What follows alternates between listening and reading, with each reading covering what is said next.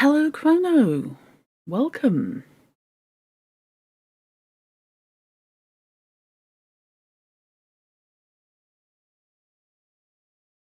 Hey, Fish. Hello, Kate B.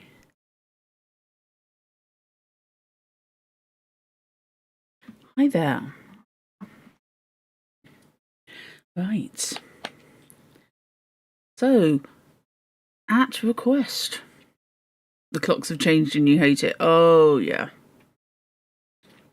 Yep. That's always fun. Trying to work out where anybody is, when anybody is in relation to you. Are they behind? Are they forward?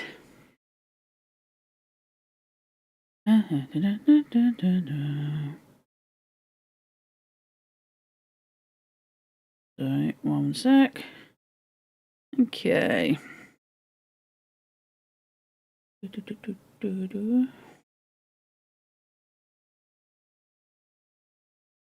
Right.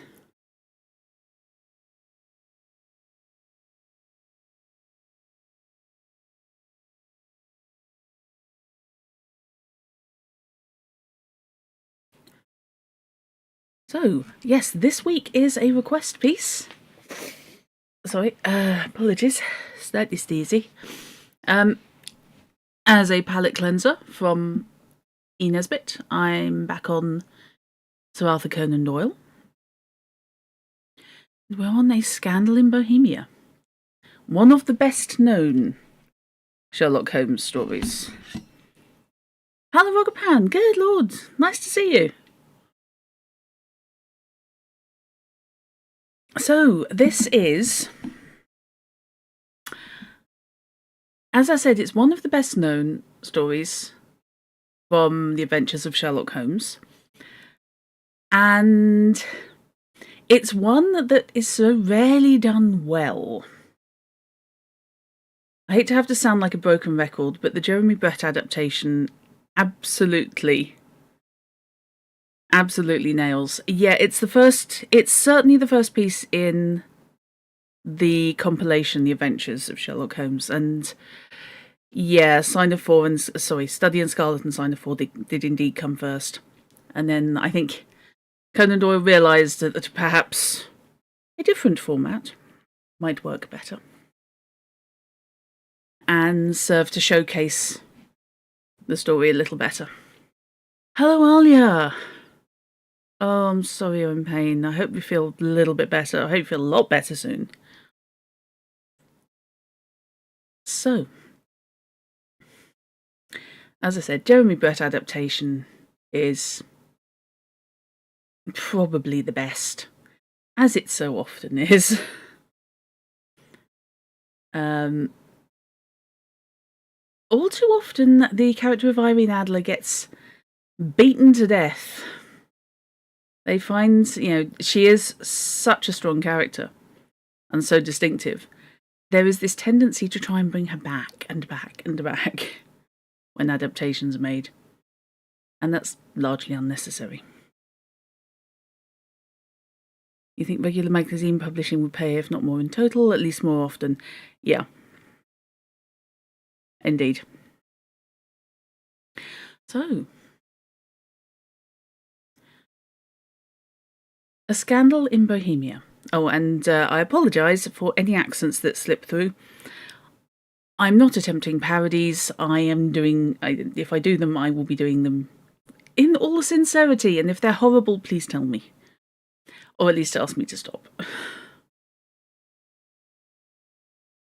To Sherlock Holmes, she's always the woman. I've seldom heard him mention her under any other name. In his eyes, she eclipses and predominates the whole of her sex. It was not that he felt any emotion akin to love for Irene Adler. All emotions, and that one particularly, were abhorrent to his cold, precise, but admirably balanced mind. He was, I take it, the most perfect reasoning and observing machine that the world has seen, but as a lover he would have placed himself in a false position. He never spoke of the softer passions, save with a jibe and a sneer. They were admirable things for the observer. Excellent for drawing the veil from men's motives and actions, but for the trained reasoner to admit such intrusions into his own delicate and finely adjusted temperament was to introduce a distracting factor which might throw a doubt upon all his mental results. Grit in a sensitive instrument or a crack in one of his own high-power lenses would not be more disturbing than a strong emotion in a nature such as his. And yet there was but one woman to him, and that woman was the late Irene Adler, of dubious and questionable memory. I hate to have to say it, but you generally need a female screenwriter to adapt Adler well. I think so.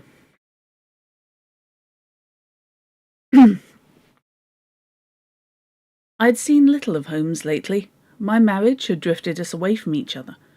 My own complete happiness, and the home-centred interests which rise up around the man who first finds himself master of his own establishment, were sufficient to absorb all my attention, while Holmes, who loathed every form of society with his whole Bohemian soul, remained in our lodgings in Baker Street, buried among his old books and alternating from week to week between cocaine and ambition, the drowsiness of the drug and the fierce energy of his own keen nature. He was still, as ever, deeply attracted by the study of crime, and occupied his immense faculties and extraordinary powers of observation in following out those clues and clearing up those mysteries which had been abandoned as hopeless by the official police. From time to time I heard some vague account of his doings, of his summons to Odessa in the case of the Trepoff murder, of his clearing up of the singular tragedy of the Atkinson brothers at Trincomalee, and finally of the mission which he had accomplished so delicately and successfully for the reigning family of Holland. Beyond these signs of his activity, however, which I merely shared with all the readers of the daily press, I knew little of my former friend and companion.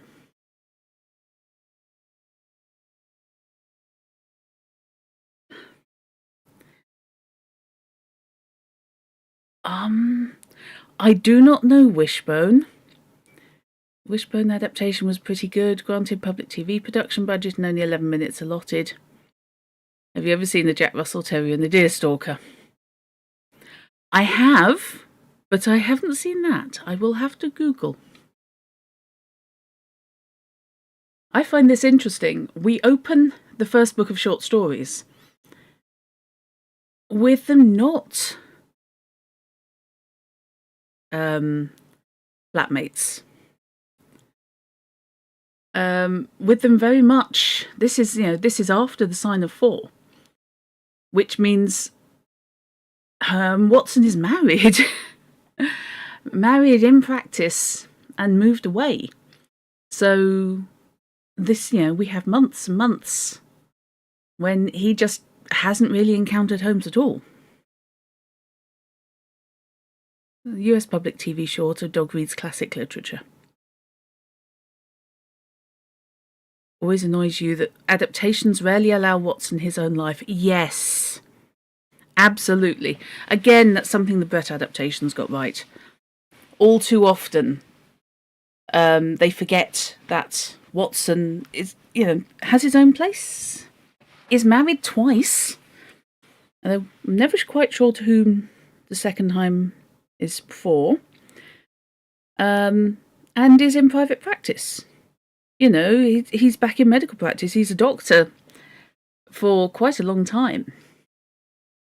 And an awful lot of the adaptations tend to prefer to keep Watson as the sidekick. They keep him in the spare room. Chrono, Trincomalee, he went to Sri Lanka. Ah, okay. I would have had to look that up. Actually, I've meant to.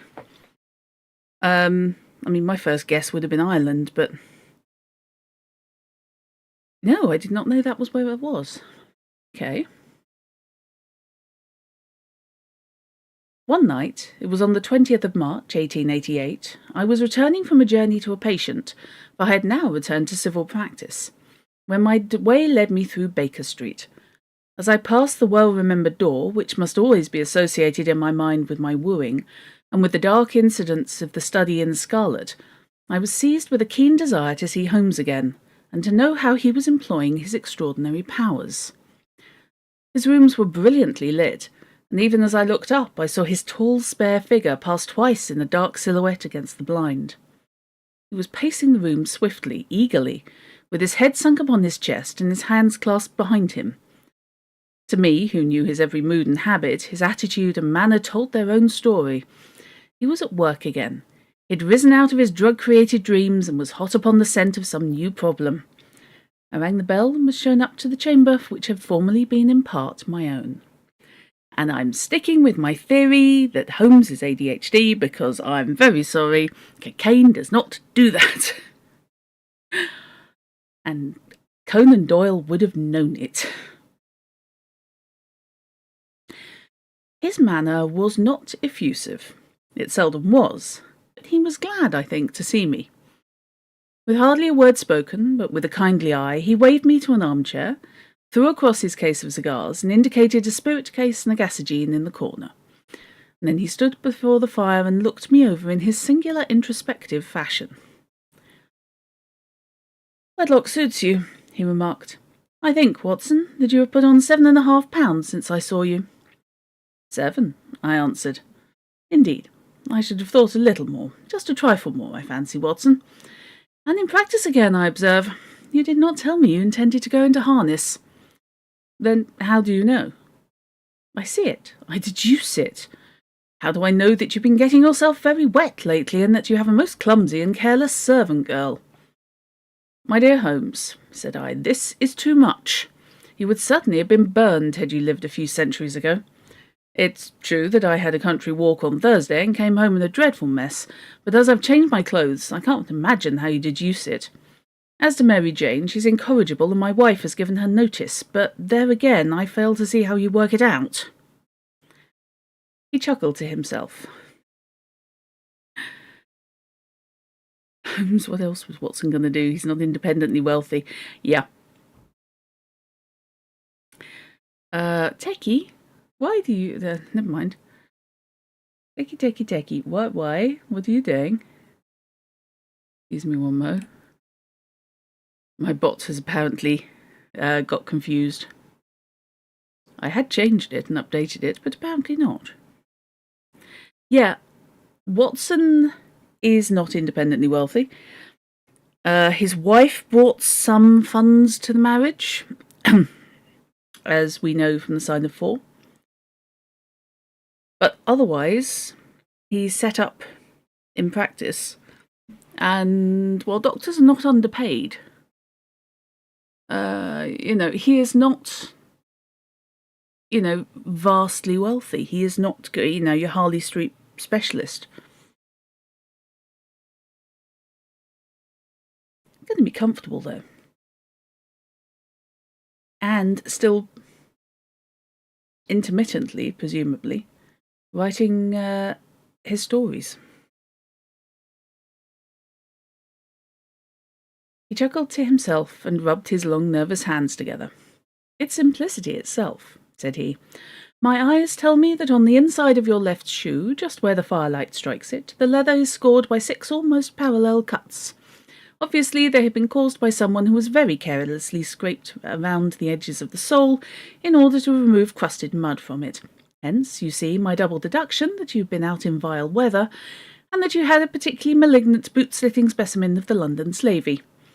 As to your practice, if a gentleman walks into my room smelling of iodoform, with a black mark of nitrate on silver upon his right forefinger and a bulge on the right side of his top hat to show where he secreted his stethoscope, I must be dull indeed if I do not pronounce him to be an active member of the medical profession." Yep, he needed a roommate when they met, and with a wife, an army pension is not going to cut it. Yes, he's on a half pension because of his medical discharge. And in The Study in Scarlet, of course, he starts by living in hotels and is basically faced with moving out of a rooming house because that's too expensive to actually live. It's not somewhere you can live long term. So it was either leave the capital and find somewhere in the country to live more comfortably, or to live more cheaply, or find a roommate.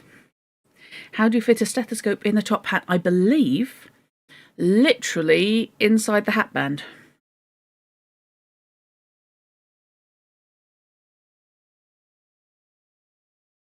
Although, frankly, some top hats are so big you could put the chest of drawers in there. Yeah, it is round the... Oh, is it round the brim? Yeah. Yes, round under the brim. Because you wouldn't be able to see it. But yes, inside the hatband under the brim. I could not help laughing at the ease with which he explained his process of deduction. When I hear you give your reasons, I remarked, the thing always appears to me to be so ridiculously simple that I could easily do it myself, though with each successive instance of your reasoning I'm baffled until you explain your process. And yet I believe my eyes are as good as yours. Quite so, he answered, lighting a cigarette and throwing himself down into an armchair. You see, but you do not observe. The distinction is clear. For example, you've frequently seen the steps which lead up from the hall to this room. Frequently? How often? Well, some hundreds of times. Then how many are there? How many? I don't know. Quite so. You've not observed, and yet you have seen. That is just my point. Now, I know that there are 17 steps, because I have both seen and observed. By the way, since you're interested in these little problems, and since you're good enough to chronicle one or two of my trifling experiences, you may be interested in this. He threw over a sheet of thick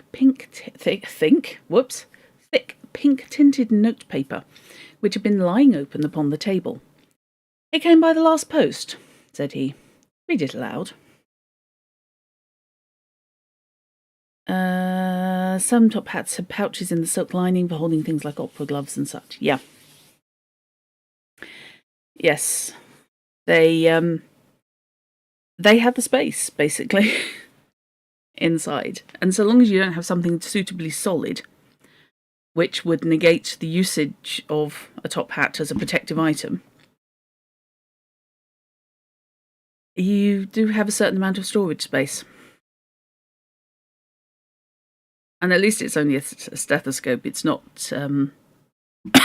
it's not something, internal. Now, thermometer, iffy. The note was undated, and without either signature or address. There will call upon you tonight at 7:45, it said, a gentleman who desires to consult you upon a matter of the very deepest moment. Your recent services to one of the royal houses of Europe have shown that you are one who may safely be trusted with matters which are of an importance which can hardly be exaggerated. This account of you we have from all quarters received. Be in your chamber then at that hour, and do not take it amiss if your visitor wear a mask. This is indeed a mystery, I remarked. What do you imagine that it means? I've no data yet. It's a capital mistake to theorise before one has data. Insensibly, one begins to twist facts to suit theories instead of theories to suit facts. But the note itself, what do you deduce from it? I carefully examined the writing and the paper upon which it was written. The man who wrote it was presumably well-to-do, I remarked, endeavouring to imitate my companion's processes. Such paper could not be bought under £0.50 a packet. It's peculiarly strong and stiff. Easy. You want to see a modern adaptation where the mask is a KN95? Yes, that would work. Peculiar, that is the very word, said Holmes. It's not an English paper at all. Oh, God. I should have practised the pronunciations. I apologise in advance. Hold it up to the light. I did so, and saw a large E with a small g, a P, and a large G with a small T woven into the texture of the paper. Now, what do you make of that? Asked Holmes. The name of the maker, no doubt, or his monogram, rather? Not at all. The G with a small t stands for Gesellschaft, which is the German for company. It's a customary contraction, like our co. P, of course, stands for papier. Now, for the EG, let us glance at our Continental Gazetteer. He took down a heavy brown volume from his shelves. Eklov Eglonitz. Here we are, Igria. It's in a German-speaking country, in Bohemia, not far from Karlsbad. Remarkable as being the scene of the death of Wallenstein even, and for its numerous glass factories and paper mills. Ah, my boy, what do you make of that? His eyes sparkled, and he sent up a great blue triumphant cloud from his cigarette. If that's what's worrying you, Gesellschaft is pronounced Gesellschaft. Thanks. Yeah, thanks for the help, Gazelle. I should have done some German on my Duolingo before doing this one. The paper was made in Bohemia, I said. Precisely. And the man who wrote the note is a German. Do you note the peculiar construction of the sentence? This account of you we have from all quarters received. A Frenchman or Russian could not have written that. It is the German who is so uncourteous to his verbs. It only remains, therefore, to discover what is wanted by this German who writes upon Bohemian paper and prefers wearing a mask to showing his face. And here he comes, if I'm not mistaken, to resolve all our doubts. Yeah, Fish, I was thinking I want you the formula to London bring. Yes, Bullshot Crummond absolutely nails that little bit of grammar.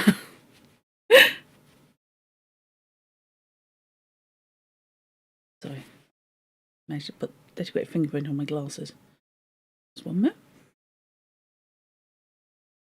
Their first language is German. They may not be from Germany. Yeah, of course. This point, Germany wasn't Germany. I think we were still at the stage where Germany was an accumulation of linguistically linked geographical areas.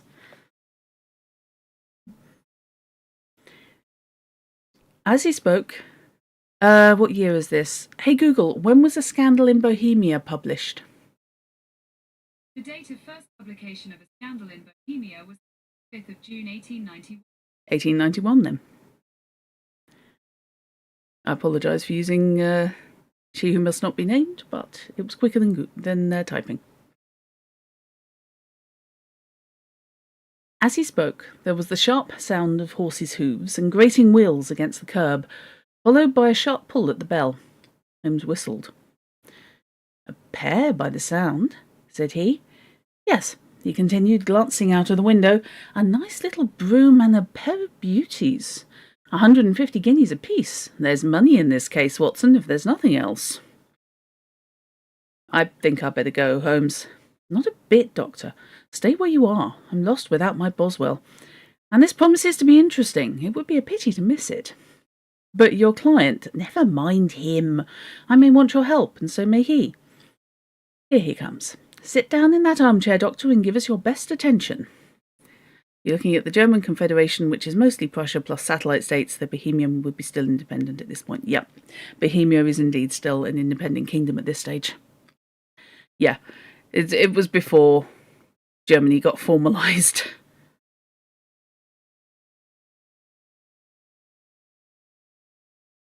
A slow and heavy step, which had been heard upon the stairs and in the passage, paused immediately outside the door. Then there was a loud and authoritative tap. Come in, said Holmes. A man entered who could hardly have been less than 6 feet 6 inches in height, with the chest and limbs of a Hercules. His dress was rich, with a richness that would in England be looked upon as akin to bad taste. Heavy bands of astrakhan were slashed across the sleeves and fronts of his double-breasted coat, while the deep blue cloak which was thrown over his shoulders was lined with flame-coloured silk and secured at the neck with a brooch which consisted of a single flaming beryl. Boots which extended halfway up his calves, and which were trimmed at the tops with rich brown fur, completed the impression of barbaric opulence which was suggested by his whole appearance. He carried a broad-brimmed hat in his hand, which he wore, while he wore across the upper part of his face, extending down past the cheekbones, a black visard mask, which he had apparently adjusted that very moment, for his hand was still raised to it as he entered. From the lower part of the face he appeared to be a man of strong character, with a thick hanging lip, and a long straight chin suggested of resolution pushed to the point of obstinacy. Flaming Beryl, that famous sorcerer's pirate queen. It's a good name, isn't it, Fish? It works. You had my note? He asked with a deep, harsh voice and a strongly marked German accent. I told you that I would call. He looked from one to the other of us, as if uncertain which to address. Pray take a seat, said Holmes. This is my friend and colleague, Dr. Watson, who is occasionally good enough to help me in my cases. Whom have I the honour to address? You may address me as the Count von Kram, a Bohemian nobleman.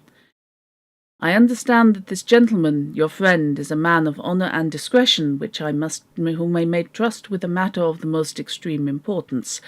If not, I should much prefer to communicate with you alone. I rose to go, but Holmes caught me by the wrist and pushed me back down into my chair. It's both or none, said he. You may say before this gentleman anything which you may say to me.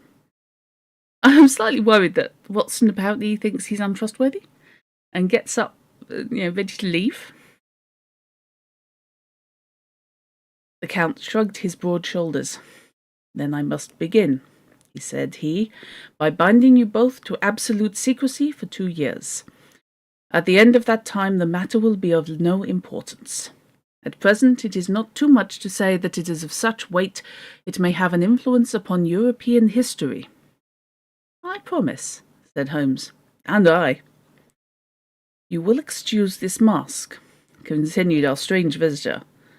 The august person who employs me wishes his agent to be unknown to you, and I must confess at once that the title by which I have just called myself is not exactly my own. I think it's more a sense of I don't want to be involved in royal/rich people nonsense. Yeah. I was aware of it, said Holmes dryly. The circumstances are of great delicacy, and every precaution has to be taken to quench what might grow to be an immense scandal and seriously compromise one of the reigning families of Europe. To speak plainly, the matter implicates the great house of Ormstein, hereditary kings of Bohemia. I was also aware of that, murmured Holmes, settling himself down in his armchair and closing his eyes. Our visitor glanced with some apparent surprise at the languid, lounging figure of the man who had been no doubt depicted to him as the most incisive reasoner and most energetic agent in Europe. Holmes slowly reopened his eyes and looked impatiently at his gigantic client. If your Majesty would condescend to state your case, he remarked, I should be better able to advise you. The man sprang from his chair and paced up and down the room in uncontrollable agitation. Then, with a gesture of desperation, he tore the mask from his face and hurled it upon the ground. You are right, he cried. I am the king. Why should I attempt to conceal it? Why indeed? Murmured Holmes. Your Majesty had not spoken before I was aware that I was addressing a Wilhelm Gottfried Sigismund von Ormstein, Grand Duke of Kassel-Felstein and hereditary King of Bohemia. But you can understand, said our strange visitor, sitting down once more and passing his hand over his high white forehead. You can understand that I am not accustomed to doing such business in my own person, yet the matter was so delicate that I could not confide it to an agent without putting myself in his power. I have come incognito from Prague for the purpose of consulting you. Then pray consult, said Holmes, shutting his eyes once more. The facts are briefly these. Some 5 years ago, during a lengthy visit to Warsaw, I made the acquaintance of the well-known adventuress Irene Adler. The name is no doubt familiar to you. Kindly look her up in my index, Doctor, murmured Holmes without opening his eyes. For many years he had adopted a system of docketing all paragraphs concerning men and things, so that it was difficult to name a subject or a person on which he could not at once furnish information. In this case, I found her biography sandwiched in between that of a Hebrew rabbi and that of a staff commander who had written a monograph upon the deep-sea fishes. Let me see, said Holmes. Born in New Jersey in the year 1858. Contralto. La Scala. Prima donna Imperial Opera of Warsaw, yes. Retired from the operatic stage. Living in London, quite so. Your Majesty, as I understand, became entangled with this young person, wrote her some compromising letters, and is now desirous of getting those letters back. Precisely so, but how? Was there a secret marriage? None. No legal papers or certificates? None. And I fail to follow, Your Majesty. If this young person should produce her letters for blackmailing or other purposes, how is she to prove their authenticity? There is the writing. Forgery. My private notepaper. Stolen. My own seal. Imitated. My photograph. Bought. We were both in the photograph. Ah, dear. That is very bad. Your Majesty has indeed committed an indiscretion. I was mad, insane. You've compromised yourself seriously. I was only Crown Prince then. I was young. I am but 30 now. It must be recovered. We have tried and failed. Your Majesty must pay. It must be bought. She will not sell. Stolen, then. 5 attempts have been made. Twice burglars in my pay ransacked her house. Once we diverted her luggage when she travelled. Twice she has been waylaid. There has been no result. No sign of it? Absolutely none. Holmes laughed. It's quite a pretty little problem, said he. But a very serious one to me, returned the king reproachfully. Very indeed. And what does she propose to do with the photograph? To ruin me. But how?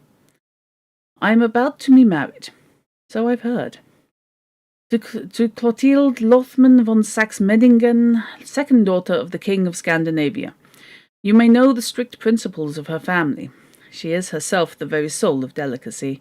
A shadow of a doubt as to my conduct would bring the matter to an end. And unfortunately, KB, she is. And Irene Adler? Threatens to send them the photograph, and she will do it. I know she will do it. You do not know her, but she has the soul of steel. She has the face of the most beautiful of women, and the mind of the most resolute of men. Rather than I should marry another woman, there are no lengths to which she would not go. None. You're sure she has not yet sent it? I am sure. And why? Because she has said that she would send it on the day when the betrothal was publicly proclaimed. That will be next Monday. Oh, then we have 3 days yet, said Holmes with a yawn. That's very fortunate, as I have 1 or 2 matters of importance to look into just at present. Your Majesty will, of course, stay in London for the present? Certainly. You will find me at the Langham under the name of the Count von Kramm. Then I shall drop you a line to let you know how we progress. Pray do so. I shall be all anxiety. Then as to money? You have carte blanche. Absolutely. I tell you I would give one of the provinces of my kingdom for to have that photograph.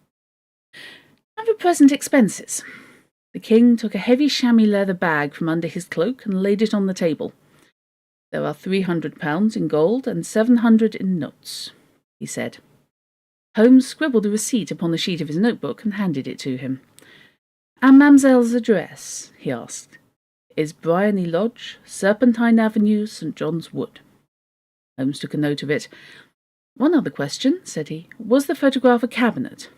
It was. Then good night, Your Majesty, and I trust we shall soon have some good news for you.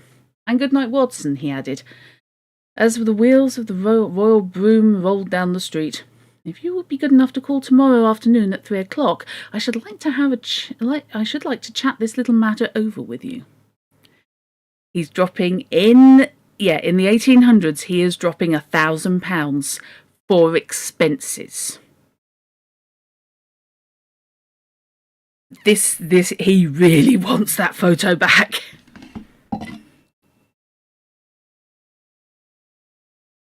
Yeah, mate. If you feel like buying me a house, dude, come on.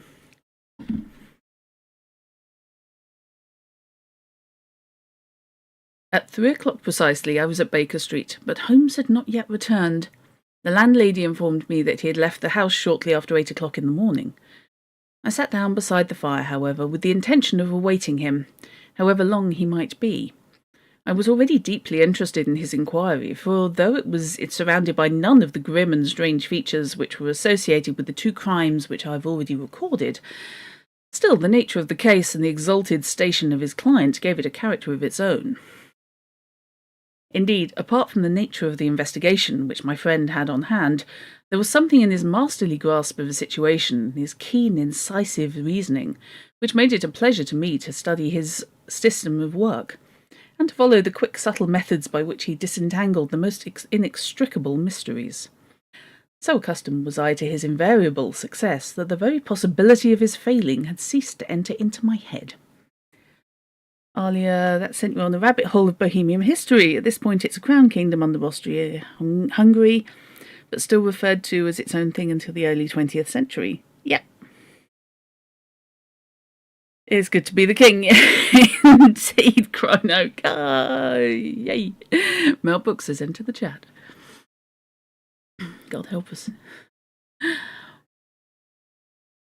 The king of Bohemia in this is such an idiot. I mean, I know he's not supposed to be, but oh, good Lord. On the other hand, you know, he has only just turned 30. So he is pretty young. He's young, he's extremely wealthy, he's presumably good looking, and he's a king. I don't think his judgment has ever particularly been called into, question to him. He's never heard the word no in his life. Almost certainly. I get the distinct impression, and if he has heard it, he hasn't quite worked out what it means. Was it? Holmes was the world's first Shadowrunner. It's up there, isn't it? Absolutely. Partition of Bohemia between Germany and Czechoslovakia remains a thing of significant acrimony to this day, yeah. Also, working out where Poland comes in. In the Warlock Holmes series, he's a horrible fishman, or squidman, you forget. Gods, I haven't read that yet, but no, I know what you're talking about, because I have a couple of those. It was close upon 4 before the door opened, and the drunken-looking groom, ill-kempt and side-whiskered, with an inflamed face and disreputable clothes, walked into the room. Accustomed as I was to my friend's amazing power in the use of disguises, I had to look 3 times before I was certain it was indeed he. With a nod he vanished into the bedroom, whence he emerged in 5 minutes, tweed-suited and respectable as of old. Putting his hands in his pockets, he stretched out his legs in front of the fire and laughed heartily for some minutes. "Well, really," he cried, and then he choked and laughed again until he was obliged to lie back, limp and helpless, in the chair. "What is it?" "It's quite too funny. I'm sure you could never guess how I employed my morning, or what I ended by doing." "I can't imagine. I suppose you've been watching the habits, and perhaps the house, of Miss Irene Adler." "Poland's less of an issue on the Bohemian front, though Silesia's not too distant and has similar partitioning issues." "If Bohemia's a country, why is the term Bohemian used to describe like a lifestyle?" If you think about what he's wearing, it appears less formal. It's I think it implies a certain uncouth wildness, which is not necessarily the most flattering thing towards people of Bohemia. But let's face it, the king has turned up dressed like he's a D&D character. Even for the era, that's pushing the issue.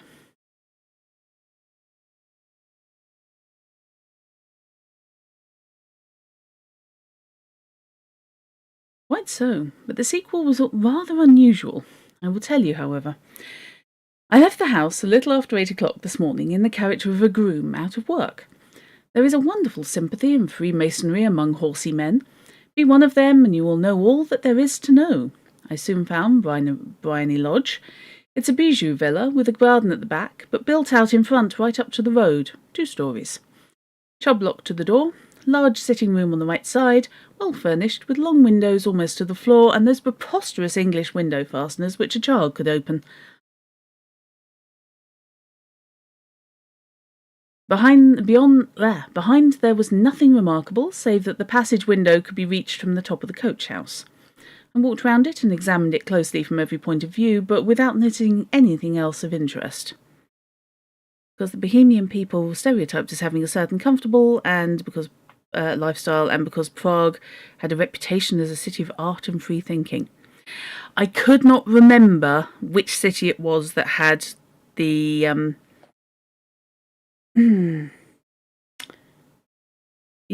the artistic end of things. I thought it was Prague, but I wasn't sure if it was the capital or whether it was another city in the kingdom. And I didn't want to make myself look like a total idiot. Pardon me. I then lounged down the street and found, as I expected, that there was a mews in a lane which runs down by one wall of the garden. I lent the ostlers a hand in rubbing down their horses, and received in exchange twopence, a glass of half and half, 2 fills of shag tobacco, and as much information as I could desire about Miss Adler, to say nothing of 6 other people in the neighbourhood in whom I was not the least bit interested, but whose biographies I was compelled to listen to. "And what of Irene Adler?" I asked. "Oh, she's turned all the men's heads down in that part. She's the daintiest thing under a bonnet in this planet. So say the Serpentine Mews to a man. She lives quietly, sings at concerts, drives out at 5 every day, and returns at 7 sharp for dinner. Seldom goes out at other times, except when she sings. Has only one male visitor, but a good deal of him. He's dark, handsome, and dashing, never calls less than once a day, and often twice. He's a Mr. Godfrey Norton of the Inner Temple. See the advantages of a cabman as a confidant. They'd driven him home 12 times from Serpentine Mews, and knew all about him. When I had listened to all they had to tell, I began to walk up and down near Bryony Lodge once more, and to think over my plan of campaign." Anything you know about Bohemia is from this story and the Carol Nelson Douglas's Irene Adler Norton mystery series. How much is this Castle Falkenstein rabbit hole being useful? Ah, of course, yes. This is all, unfortunately, with the whole Bohemia thing, this is just making me want to rewatch The Illusionist, which I do way too often.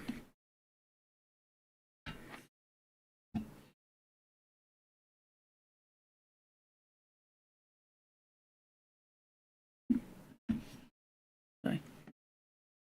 No, Holmes is in Castle Falkenstein, if I recall correctly.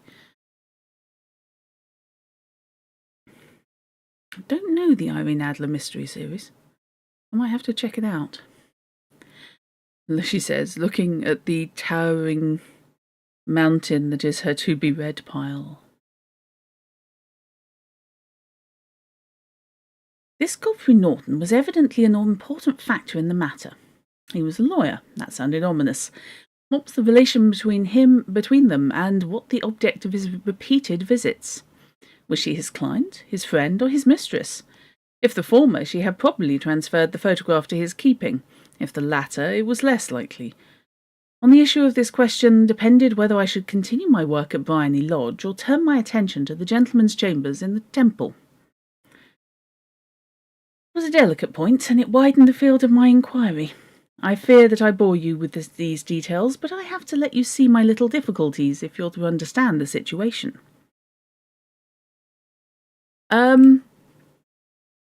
That's a complicated one. Hang on.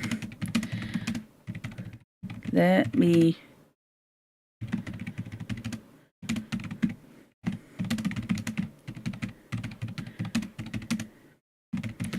bring that up. Okay.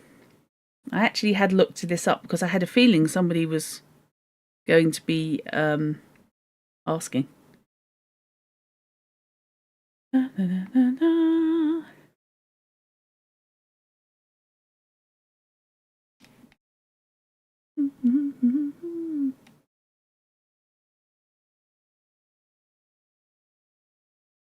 Right.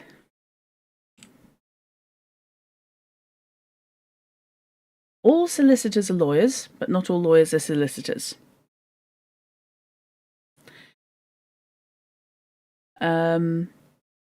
A lawyer encompasses any individual who's qualified to provide legal counsel and represent clients in legal proceedings. Outside of court, a solicitor will handle such matters as document drafting, client negotiations, and legal advice. So, a lawyer could represent you in court, but unless they were also a solicitor, they would not be able to do things like draw up wills, give you legal advice in any kind of business dealings, that kind of thing. Not being any kind of legal person, you thought solicitor was civil real estate and barrister was criminal, and you don't know what for just lawyer. Yeah. Basically, lawyer is a category. It's the grand category. So solicitor and barrister are specialities. If that helps. But they're all lawyers.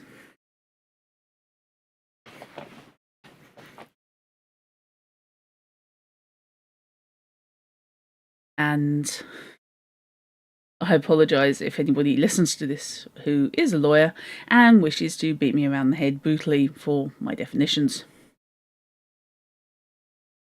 Solicitors, though, they can prepare contracts, write wills, and compose other legal documents for procedures relating to property, family law, or business. Lawyers have broader tasks. For example, a barrister will appear in court on behalf of the clients, while a solicitor will usually brief barristers to appear in court on their behalf, but some solicitors are entitled to appear for clients in some courts as well.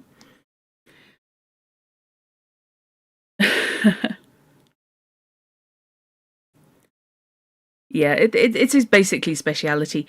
If I recall correctly, once you pass your legal exams and you're called to the bar, it gets complicated, and you are then looking at a speciality for your actual day-to-day career. You thought soliciting got you into sort of trouble where you needed a lawyer. Well, yeah, true fish. Oh, Alia, your aunt's a lawyer. There's engineering, which is a lot of stuff, and you can be a mechanical engineer or civil engineer or material engineer. Exactly, yeah. Some lawyers will be qualified in multiple specialities, but this is why you will have solicitors instructing barristers, because generally speaking, solicitors are not going to be the people standing up and arguing your case in court.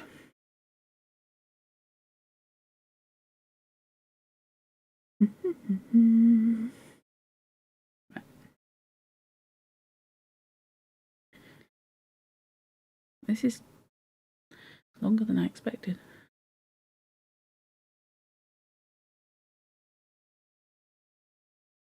Your brother-in-law's a doctor. That makes me a doctor by marriage.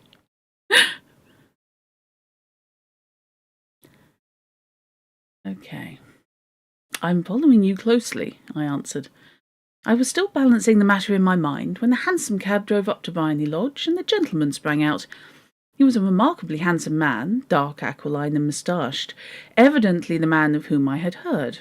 He appeared to be in a great hurry, shouted to the cabman to wait, and brushed past the maid who opened the door with the air of a man who was thoroughly at home. Rogue entered. Yeah. He was in the house about half an hour, and I could catch glimpses of him in the windows of the sitting room, pacing up and down, talking excitedly and waving his arms. Of her I could see nothing. Presently he emerged, looking even more flurried than before. As he stepped up to the cab, he pulled a gold watch from his pocket and looked at it earnestly. "Drive like the devil!" he shouted. "First to Gross and Hankey's on Regent Street, and then to the church at St. Monica in the Edgware Road. Half a guinea if you do it in 20 minutes. Away they went, and I was just wondering whether I should not do well to follow them, when up the lane came a neat little landau, the coachman with his coat only half buttoned, and his tie under his ear. while all the tags of his harness were sticking out of the buckles. It hadn't pulled up before she shot out of the hall door and into it. I only caught a glimpse of her at the right moment, but she was a lovely woman, with a face that a man might die for. I nearly had an American accent come on then. I apologise in advance. "The Church of St. Monica, John," she cried, "and half a sovereign if you reach it in 20 minutes. Apparently, God knows where she's born, but yeah, won't be doing that again." This was quite too good to lose, Watson. I was just balancing whether I should run for it or whether I should perch behind her landau when a cab came through the street. The driver looked twice at such a shabby fare, but I jumped in before he could object. "The Church of St. Monica," said I, "and half a sovereign if you reach it in 20 minutes. It was 25 minutes to 12, and of course it was clear enough what was in the wind. My cabby drove fast. I don't think I ever drove faster, but the others were there before us. Per Carol Nelson Douglas, Irene was born in New Jersey, yep. But with the stage training, that's going to do the job of rubbing off a lot of the edges of her accent, so I'm just going to stick with neutral RP. And apologise for the crap accent just then. I don't know quite where that came from, apart from possibly Maryland.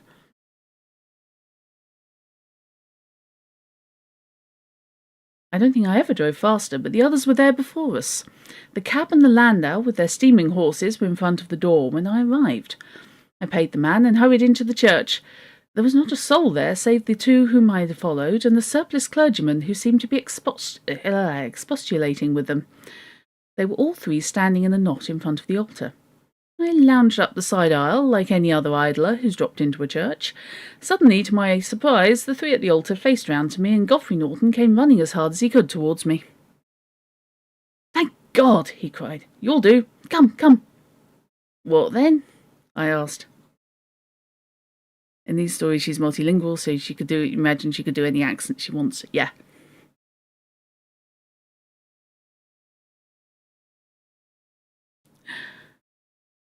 "Come, man, come. Only 3 minutes, so it won't be legal."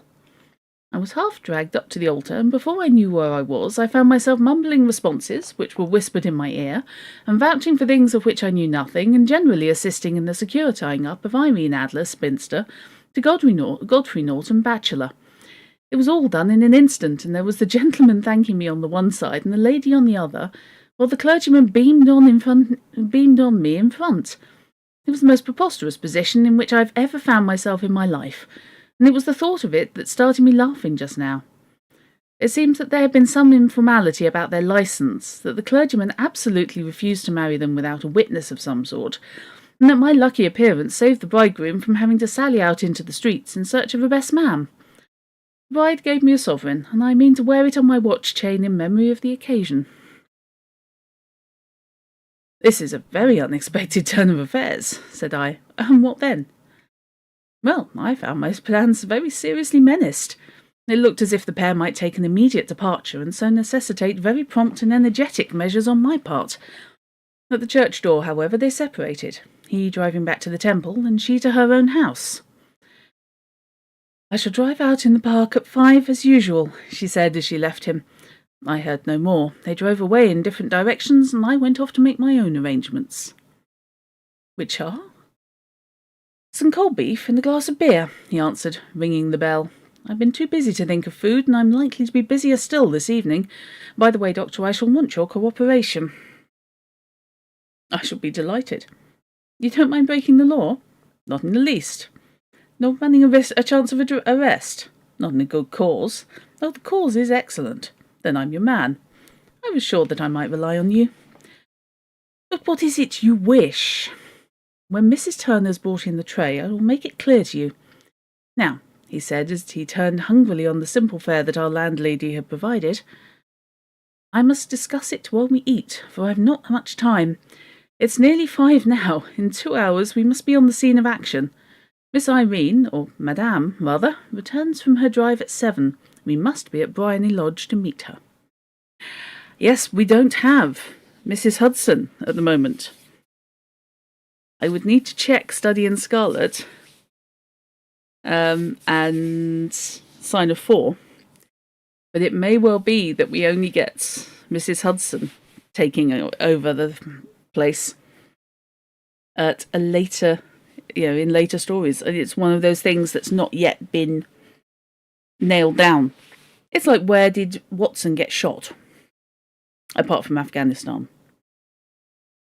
Initially, he takes a bullet through the shoulder in The Study in Scarlet, but in all of the other stories where it's referenced, and that is in adaptations and additional material after the fact, it's his leg. They like giving him the classic war wound of his leg aches in bad weather, and occasionally he limps, but not much. And then that has been taken up by all the adaptations subsequently. But first off, he was shot through the shoulder with a Jezebel bullet, and then contracted yellow fever. To be honest, it's amazing Holmes made it Watson made it as far as the first chapter. And what then? You must leave that to me. I've already arranged what's to occur. There's only one point on which I must insist. You must not interfere, come what may. You understand? Doyle was not concerned with continuity. No, not really. And also with it being, monthly, weekly magazine, people were not necessarily picking it up. First appearance is The Study in Scarlet. So she is there in The Study in Scarlet. Interesting.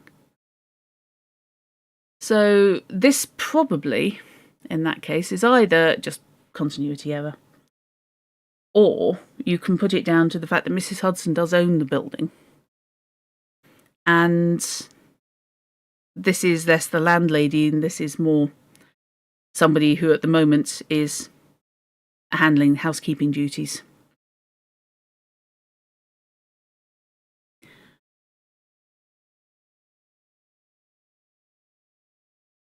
In the Red-Headed League, the date changes from October to April within the story. Yep.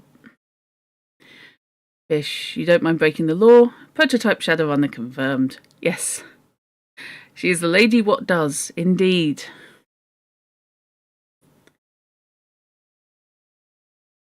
When Mrs. Turner has brought in the tray, I'll make it clear to you. Now, he said as he turned hungrily on the simple fare that our landlady had provided. I must discuss it while we eat, for I've not much time. Okay, done that.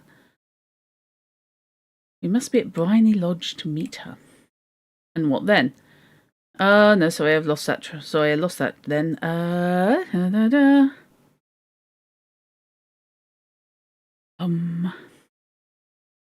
I've already arranged what's to occur. There's only one point on which I must insist. You must not interfere, come what may. You understand? I'm to be neutral. To do nothing whatever. There will probably be some small unpleasantness. Do not join in it. It will end in my being conveyed into the house. 4 or 5 minutes afterwards, the sitting room window will open. You're to station yourself closer to that open window. Yes, you're to watch me, for I'll be visible to you. Yes, and when I raise my hand, so, you will throw into the room what I will give you to throw, and will at the same time raise the cry of fire. You quite follow me? Entirely. It's nothing very formidable, he said, taking a long cigar-shaped roll from his pocket. It's just an ordinary plumber's smoke rocket, fitted with a cap at either end to make it self-lighting. Your task is confined to that. When you raise your cry of fire, it will be taken up by quite a number of people. You may then walk to the end of the street, and I will rejoin you in 10 minutes. I hope that I have made myself clear.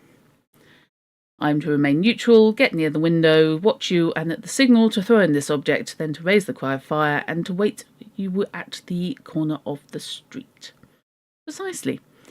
Then you may rely entirely upon me. That is excellent, I think. Perhaps it is almost time that I prepare for the new role I have to play. They do note in this wiki, basically hit you with the names and mentions early draft of a different adventure series, starts with the Turner last name but it's changed to Hudson, so who knows. Yeah, could well be. I mean, I've submitted work and only after the fact realised that somebody's name has changed. And an editor has caught it. And in fact, some stuff is published. I mean, I was re-listening rather to a book where all the way through a villain is called Stuart, and at the tail end he's referred to as Simon, and I was literally going, hang on, did I miss something? Where did Simon come from? You did that in the adventure you ran on Tuesday. Perhaps he just had a moment of forgetting a placeholder name. Yeah, it could well be. Could well do. Sometimes better names do appeal.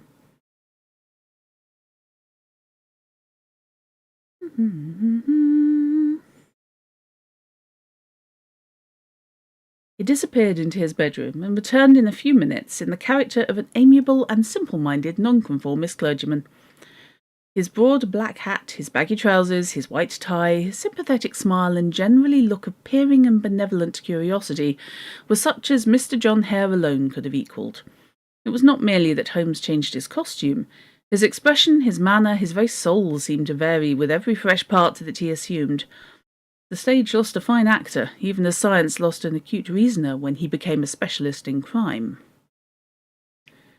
You'd named the goons at the start, fish, and then forgotten you'd done it and named them again later on. Oops.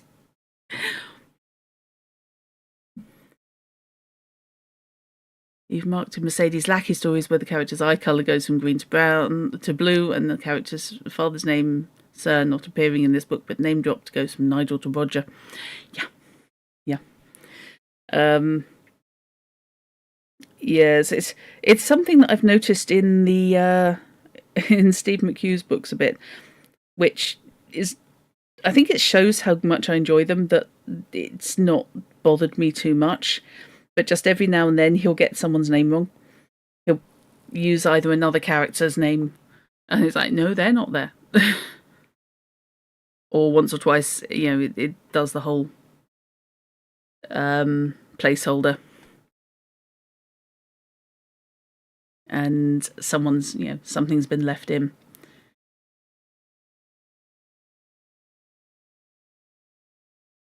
Some authors that will annoy me to the point of just hanging up and just nope.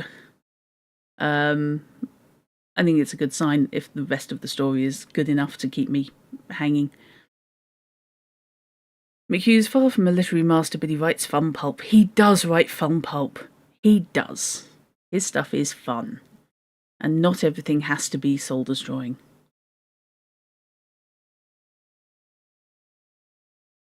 It was 6:15 when we'd left Baker Street, and it still wanted 10 minutes to the hour when we found ourselves in Serpentine Avenue.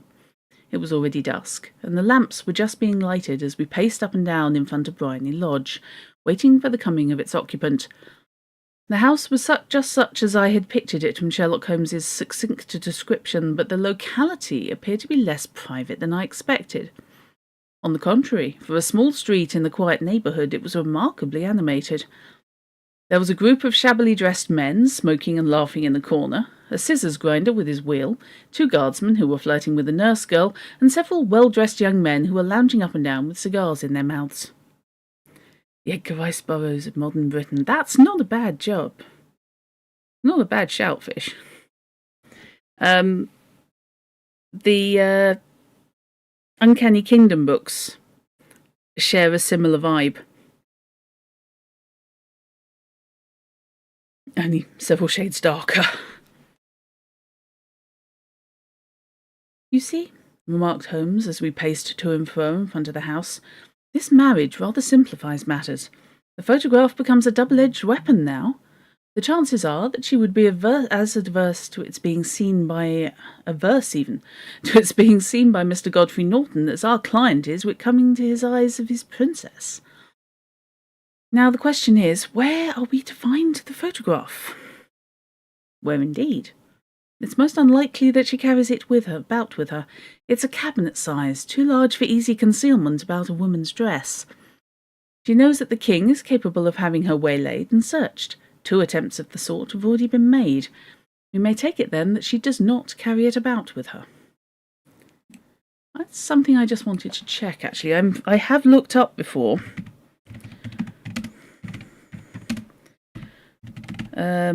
What cabinet size photographs are, but I forgot to recheck. Okay, so a cabinet is 6x4. Basically, 6x4 inches. They were paper prints attached to cardboard. So they would be pasted on. So they'd be a bit too thick and a little too large, certainly to fit in what laughingly passes for a small bag or a pocket. What is a pocket? She says.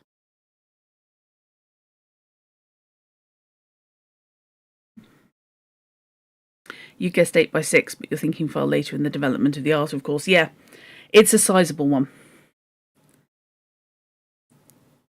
You figured an 8x10-inch portrait, 4x6 is carry-alls, but the cardboard would make it harder to carry unless you dragged like a day planner or diary around with you.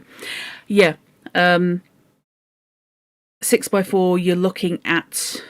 Yeah, sorry, I knew that was what you meant, and I've just misread it out. Sorry, Kate B.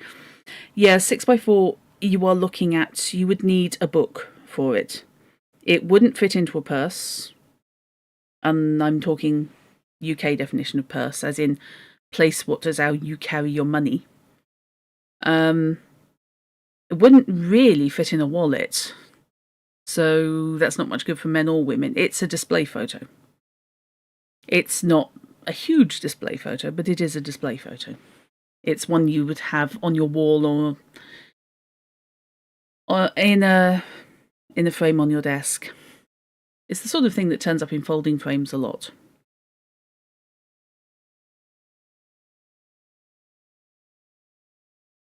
Where then? Her banker or her lawyer? There is that double possibility, but I'm inclined to think neither. Women are naturally secretive, and they like to do their own secreting. Yeah, women would have a reticule, a small drawstring bag, and yeah, a 6x4 is not going to fit in there. No, not get damaged. In which case you're looking at putting inside a small folder, at which point you're increasing the size again. And it really wouldn't fit in your bag. Why should she hand it over to anyone else? She could trust her own guardianship, but she could not tell what indirect or political influence might be brought to bear upon a businessman. Besides, remember that she had resolved to use it within a few days. It must be where she can lay her hands upon it. It must be in her own house. But it's twice been burgled. Sure, they did not know how to look. But how will you look? I will not look. What then? I'll get her to show me. But she will refuse. She will not be able to, but I hear the rumble of wheels. It's her carriage. Now carry out my orders to the letter. As he spoke, the gleam of the side lights of a carriage came round the curve of the avenue. It was a smart little landau which rattled up to the door of Bryony Lodge. As it pulled up, one of the loafing men at the corner dashed forward to open the door in the hope of earning a copper, but was elbowed away by another loafer, who had rushed in with the same intention. A fierce quarrel broke out, which was increased by the 2 guardsmen, who took sides with one of the loungers, and by the scissors grinder, who was equally hot upon the other side. A blow was struck, and in that instant the lady, who had stepped from her carriage, was the centre of a little knot of flushed and struggling men, who struck savagely at each other with their fists and sticks. Holmes dashed into the crowd to protect the lady, but just as he reached her he gave a cry and dropped to the ground with the blood running freely down his face. At his fall, the guardsmen took to their heels in one direction, the loungers in another, while the number of better-dressed people, who had watched the scuffle without taking part in it, crowded in to help the lady and to attend to the injured man. Irene Adler, as I will still call her, had hurried up the steps, but she stood at the top with her superb figure outlined against the lights of the hall, looking back into the street. "Is the poor gentleman much hurt?" she asked. "He's dead," cried several voices. No, no, there's life in him, shouted another, but he'll be gone before you can get him to hospital. He's a brave fellow, said the woman. They'd have had the lady's purse and watch if it hadn't been for him. They were a gang and a rough one too. Oh, he's breathing now. He can't lie in the street. Shall we maybe bring him in, Mum? Surely. Bring him into the sitting room. There is a comfortable sofa. This way, please. Slowly and solemnly he was borne into Briony Lodge and laid out in the principal room, while I still observed the proceedings from my post by the window. The lamps had been lit, but the blinds had not been drawn so that I could see Holmes as he lay upon the couch. I do not know whether he was seized with compunction at that moment for the part he was playing, but I know that I never felt more heartily ashamed of myself in my life than when I saw the beautiful creature against whom I was conspiring, or the grace and kindliness with which she waited upon the injured man. And yet it would be the blackest treachery to Holmes to draw back now from the part which he had entrusted to me. I hardened my heart and took the smoke rocket from under my ulster. After all, I thought, we're not injuring her. We are but preventing her from injuring another. Holmes had sat up upon the couch, and I saw him motion like a man who's in need of air. Look, Watson, just because she's pretty doesn't mean she's a nice person. Watson is a ladies' man. Watson is very much a ladies' man. It's not that he doesn't believe women are capable of evil, it's just that he does like pretty ladies. She's a nice person. She is a nice person, but her looks aren't a factor in that. No.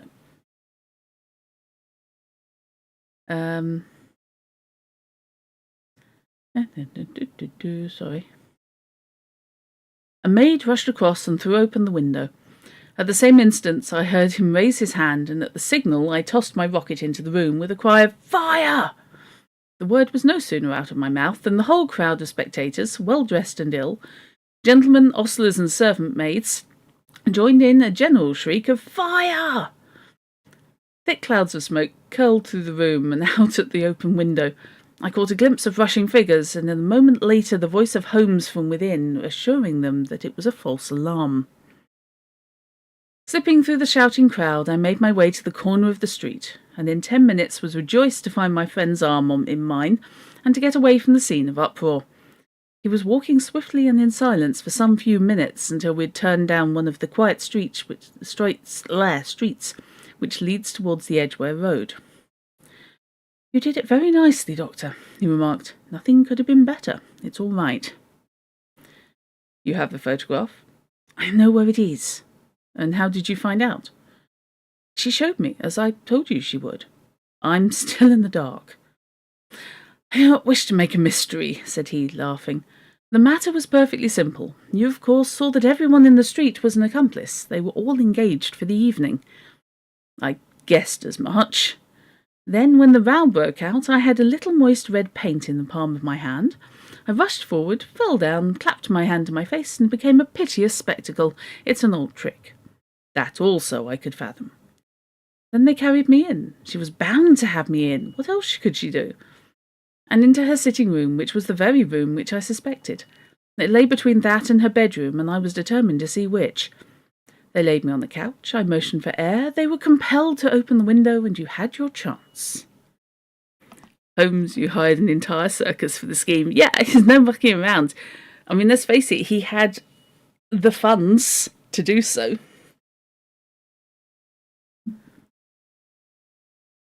He had a good expenses budget, indeedy.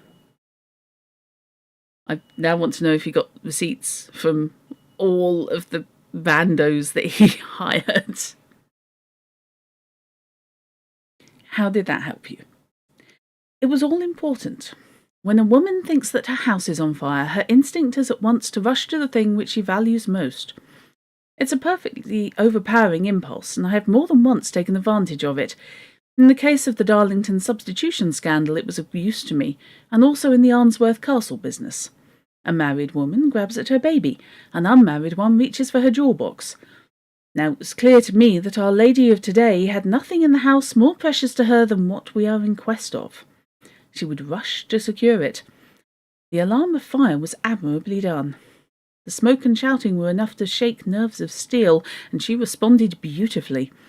The photograph is in a recess behind a sliding panel just above the right belt pull. She was there in an instant, and I caught a glimpse of it as she half drew it out. When I cried out that it was a false alarm, she replaced it, glanced at the rocket, rushed from the room, and I've not seen her since. I rose, and making my excuses, escaped from the house. I hesitated whether to attempt to secure the photograph at once, but the coachman had come in, and as he was watching me narrowly, it seemed safer to wait. Little over-precipitance may ruin all. Payoff bunch. You hope you get to play Shadowrun tomorrow. Pay off a bunch of folks now, you have favours you can bank on later. Yep. Granted, you would try to get your cat, but you don't factor that in. I mean, for me, God.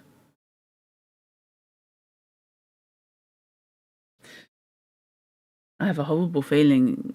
For me, it would be my phone and my NAS box.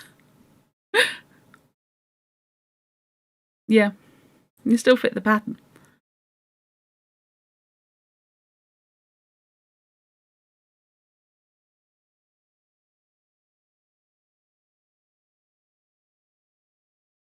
And now? I asked. Our quest is practically finished. I shall call with the king tomorrow, and with you, if you care to come with us. We will be shown into the sitting room to wait for the lady, but it's probable that when she comes she may find neither us nor the photograph. It might be a satisfaction to His Majesty to regain it with his own hands. But you're not going for your passport or anything, that's what the fireproof box is for. That's the point. Yeah. Mind you, if I grabbed my phone, that gives me photo ID and all my banking details, so, you know, there's a certain element there of that is the most important thing. Probably that plus my my rocket book. Of course, back then they didn't have those, or else it was made of asbestos. There were fireproof safes, but they were not generally individual boxes. They tend to be built into things, and yeah, asbestos. Yeah. Sorry. Never try and talk and drink coffee at the same time. End up wearing it. And when will you call? At 8 in the morning. She'll not be up, so that we have a clear field. Besides, we must be prompt, for this marriage may mean a complete change in her life and habits. I must wire to the king without delay. They were huge and usually in banks, exactly. We'd reached Baker Street and had stopped at the door. He was searching his pockets for the key when someone passing said, "Good night, Mr. Sherlock Holmes." There were several people on the pavement at the time, but the greeting appeared to come from a slim youth in an ulster who had hurried by. "I've heard that voice before," said Holmes, staring down the dimly lit street. "I wonder who the deuce that could have been." I slept at Baker Street that night, and we were engaged upon our toast and coffee in the morning when the King of Bohemia rushed into the room. "You've really got it?"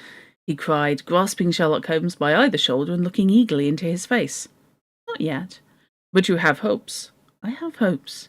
"Then come, I am all impatience to be gone." "I must have a cab." "No, my brougham is waiting." "Oh, then that will simplify matters." We descended and started off once more for Bryony Lodge. "Irene Adler is married," remarked Holmes. "Married? When?" "Yesterday." "But to whom?" "To an English lawyer named Norton." "But she could not love him." "I'm in hopes that she does." You'd be grabbing headphones since the fire alarm would be going, phone, and probably your hippo plushie. As Kate would be trying to train Ruthie to get in her carrier when there were alarms. You might be doing that tomorrow if the weather reports don't change and you get storms tomorrow. Oh, lovely. "And why in hopes?" "Because it would spare your Majesty all fear of future annoyance. If the lady loves her husband, she does not love your Majesty. If she does not love your Majesty, there's no reason why she should interfere with your Majesty's plans." "It's true, and yet, well, I wish she had been of my own station. What a queen she would have made." He relapsed into a moody silence, which was not broken until we drew up at Serpentine Avenue. The door of Bryony Lodge was open, and an elderly woman stood upon the steps. She watched us with a sardonic eye as we stepped from the brougham. "Mr. Sherlock Holmes, I believe," said she. "I am Mr. Holmes," answered my companion, looking at her with a questioning and rather startled glance. "Indeed, my mistress told me you were likely to call. She left this morning with her husband by the 5:15 train from Charing Cross for the Continent." "What?" Sherlock Holmes staggered back, white with chagrin and surprise. "Do you mean she's left England?" "Never to return." "And the papers?" asked the king hoarsely. "All is lost." "We shall see." He pushed past the servant and rushed into the drawing-room, followed by the king and myself. The furniture was scattered about in every direction, with dismantled shelves and open drawers, as if the lady had hurriedly ransacked them before her flight. Holmes rushed at the bell pull, tore back a small sliding shutter, and plunging in his hand, pulled out a photograph and a letter. The photograph was of Irene Adler herself in evening dress. The letter was superscribed to Sherlock Holmes, Esquire, to be left till called for. My friend tore it open, and we all three read it together. It was dated at midnight of the preceding night, and ran in this way. "My dear Mr. Sherlock Holmes, you really did it very well. You took me in completely. Until after the alarm of fire, I had not a suspicion. But then, when I found how I had betrayed myself, I began to think. I had been warned against you months ago. I had been told that, if the king employed an agent, it would certainly be you. And your address had been given me. Yet, with all this, you made me reveal what you wanted to know. Even after I became suspicious, I found it hard to think evil of such a dear, kind old clergyman. But as you know, I have been trained as an actress myself. Male costume is nothing new to me. I often take advantage of the freedom which it gives. I sent John the coachman to watch you, ran upstairs, got into my walking clothes, as I call them, and came down just as you departed. Well, I followed you to your door, and so made sure that I was really an object of interest to the celebrated Mr. Sherlock Holmes, and I rather imprudently wished you good night and started for the Temple to see my husband." We both thought that the best resource was flight, when pursued by so formidable an antagonist. So you will find the nest empty when you call tomorrow. As to the photograph, your client may rest in peace. I love and am loved by a better man than he. The king may do what he will without hindrance from one whom he has cruelly wronged. I keep it only to safeguard myself, and to preserve a weapon which will always secure me from any steps which he may take in the future. I leave a photograph which he might care to possess, and I remain, dear Mr. Sherlock Holmes, very truly yours, Irene Norton, née Adler. "What a woman! Oh, what a woman!" cried the King of Bohemia, when we had all three read this epistle. "Did I not tell you how quick and resolute she was? Would she not have made an admirable queen? Is it not a pity that she was not on my level?" "From what I've seen of the lady, she seems indeed to be on a very different level to your Majesty," said Holmes coldly. "I'm sorry that I've not been able to bring your Majesty's business to a more successful conclusion."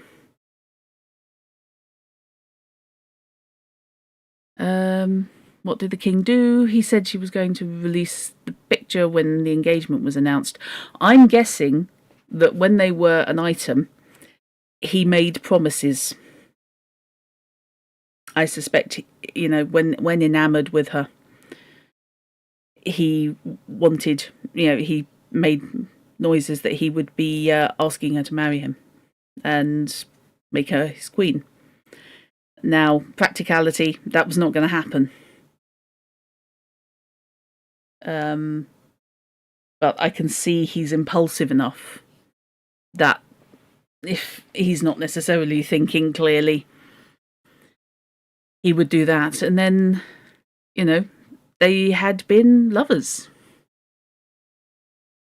We are talking full-on, potentially compromised reputation.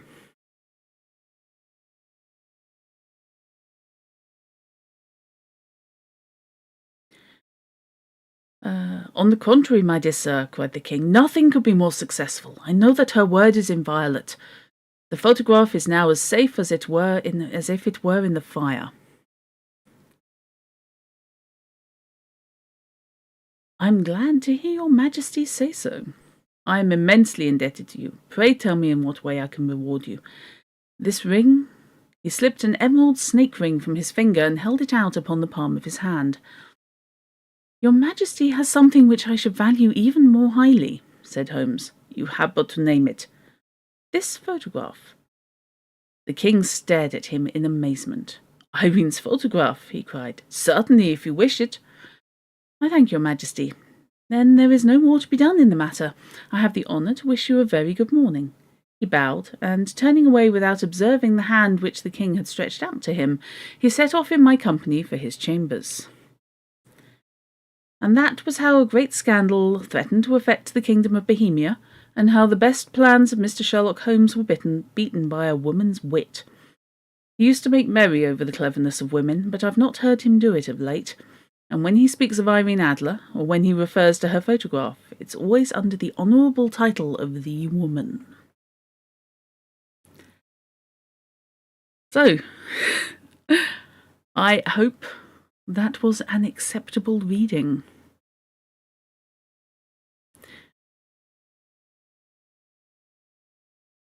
Oh no, oh Hiram, I'm so sorry. The timing there was absolutely spectacular. That was fantastic, well done. Although I had forgotten it takes so much longer to read out loud than it does to read in your head. Yep. Well, VOD is there, as is YouTube. And yeah, it is such a good story. Now you're going to have to write an updated version where Irene isn't done wrong. I mean, she is renowned as an adventuress. So she is very much woman of the demi-monde. Wrong by you, that is, that she's still treated wrong by the king. Fair enough. You know, she is definitely somebody who would have basically circulated from admirer to admirer as she wished. There's a limit to how independent a woman can be in that era without being considered iffy, even if she's not. But it's reasonable to assume she would have taken at least, if not many lovers, then we're probably talking boyfriends.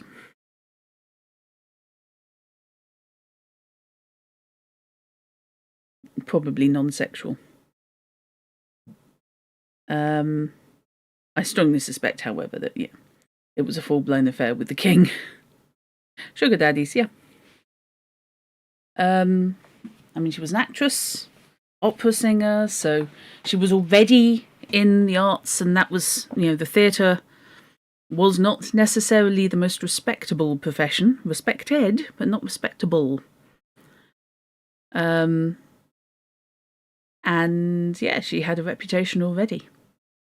How much of that reputation was earned and how much of that reputation was put about by her, we don't know. I think she probably was able to manage her own press, so to speak. But she definitely made the threat to release the photograph while under the influence of a collapsed romance. I think she was definitely hurting when she sent that or said that. People like the actors, as long as they didn't think about the fact that they were people. Usually, once they were people, they were judged to high hell. Yeah.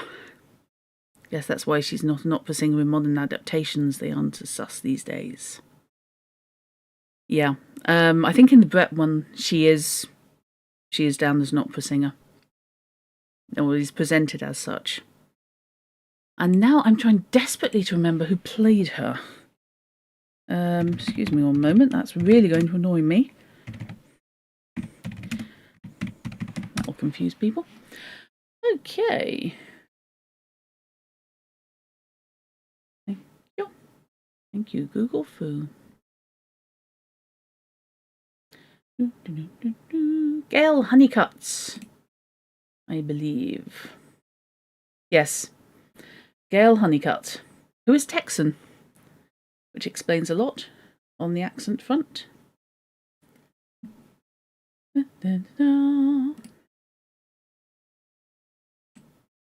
beg your pardon. Yeah. So, I hope you enjoyed that. Thank you very much for requesting it. Next week, I'm not sure if I'm going to be into a new book, but if anyone has any similar short story request, whether from Holmes or somebody else of an appropriately copyright-free era, bearing in mind UK copyright, it's 75 years after the death of the author.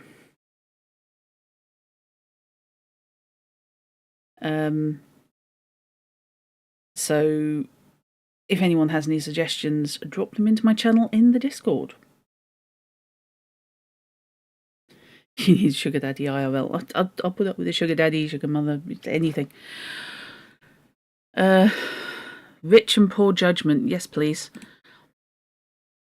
Just to know which app to put on your room. I am planning on streaming, yeah. I'm going to need a little time because this has gone slightly later than I thought it would. But I'm going to grab a cup of coffee and then probably hop into Elite Dangerous. Sugar Daddy is also a candy in the US, a brown sugar-based lolly. Oh, I am not even going there. That's on so many different levels. That is something I did not know. I really didn't. Interesting. Okay, I'm just wondering what the derivation of is.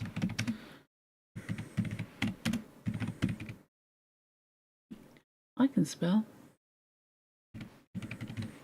I can spell perfectly.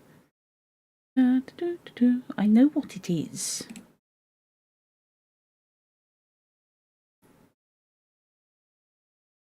Yeah. So yes, it is US term. Well, obviously it's kind of universal, but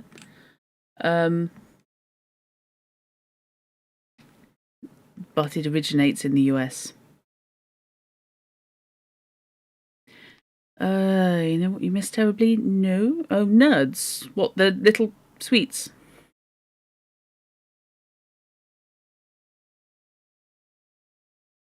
Ah. Your mum loves sugar babies. Small, chewy, brown sugar-based sweets. If you aren't careful, they'll pull out your fillings. Okay, now I'm Googling because that sounds bananas.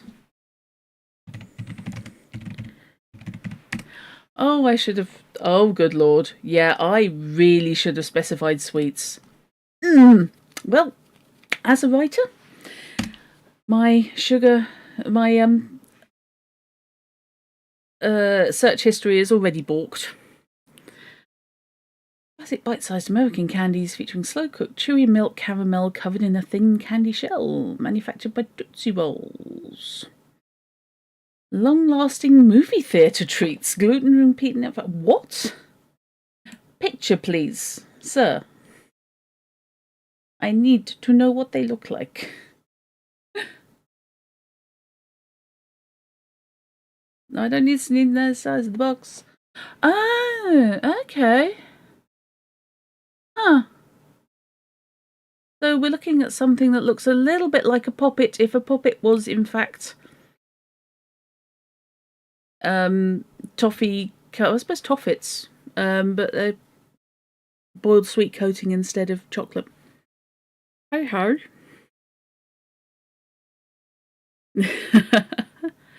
My browser history is thoroughly corrupted.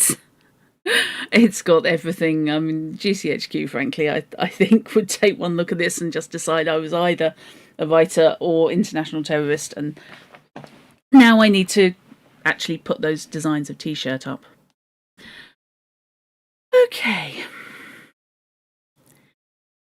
Sugar babies are very chewy and it gets worse the longer they're on the shelf. Oh, okay. Fair enough. That's interesting. You see, I can get a box for $2.99. I'm just not sure I necessarily want them. Oh God, no, that's imported from the US. Okay, never mind. Well, at least me and Fish are safe from ever having tried them. Milk contains milk. Does it really?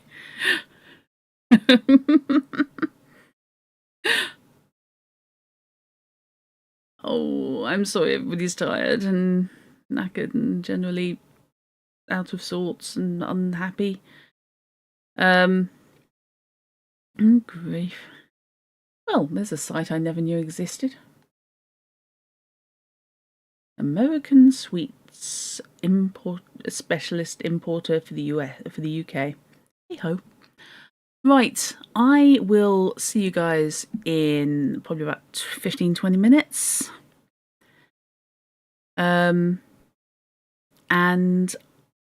I will be back next week. Probably another short story. If nobody suggests one, I may well pick one of my favourites. But otherwise, feel free to make suggestions. And I hope you enjoy it. No problem. I hope you enjoyed the stream. Thank you very much.